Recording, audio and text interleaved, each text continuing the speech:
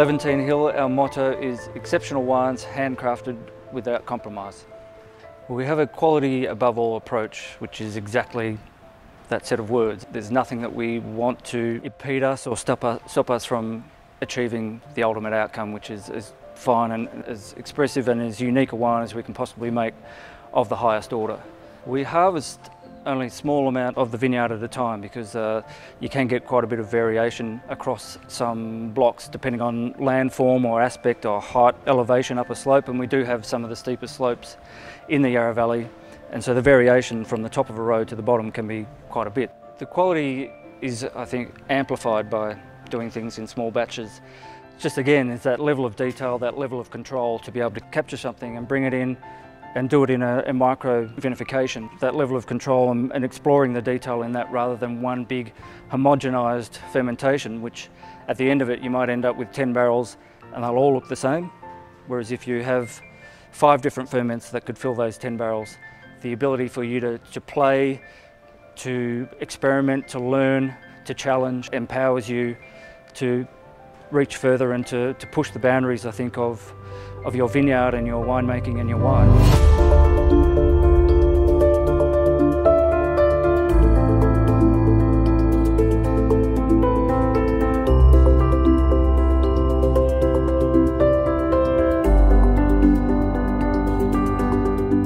Everything we do is by hand, hand-picked, hand-plunged. Essentially, I think the touch of the human hand and that sort of dedicated toil of human hands is what's most important, and you get to have, I think, this might be getting a bit ethereal, but you can start to develop a relationship with the wine if you're in touch with it, being tactile with it, and you're feeling the whole thing. I just think there's something about that, but definitely that control and that management that you've been out there, you've pruned the vines by hand, you go out, you pick the grapes by hand, and you come in here and you do everything by hand. It's just much more gentle, much more connected with the end result.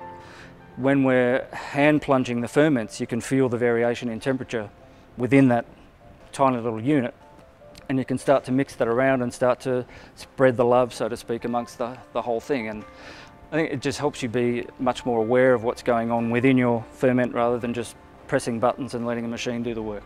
Old world ways of winemaking that we utilise to wrestle our wine into the bottle: hand harvesting, bringing it in, having it in front of your eyes as each individual bunch goes past you, and you can make a selection then and there, as well as selection that we have in the vineyard before it even gets dropped into the bucket. Just in here we're utilising gravity a lot, so that's very gentle. All the fruit is not getting pumped, so it's not getting sort of in a washing machine, getting all sheared and a lot of kind of stress forces applied to it. It's just dropping straight out of this destemmer here and getting tipped directly into the vat, so it's all very gentle.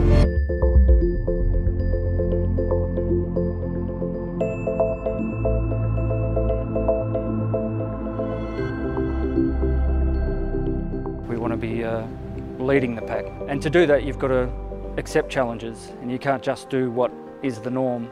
So I feel for us the fact that, particularly on our Hill Road property, Ali was advised, don't plant grapes there, you're mad. And so, of course, what did he do?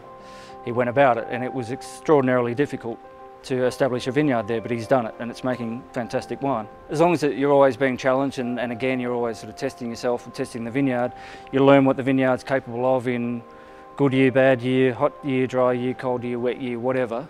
You learn to find out what your baseline of the expression of your vineyard is. You can see the peaks and the troughs, and because all of our wines are made from 2 of our own vineyards, they have their own personalities, and as we develop a relationship and some knowledge down the track with a number of vintages under our belts, we can see that baseline that can always undeniably be Levantine Hill, and then you just see the flourishes and the individual personality of the season. We only use French oak because we find that they are just the best fit for the styles that we're trying to produce, which are more restrained, more elegant, more refined, and French oak just integrates and helps lift rather than dominate our wines.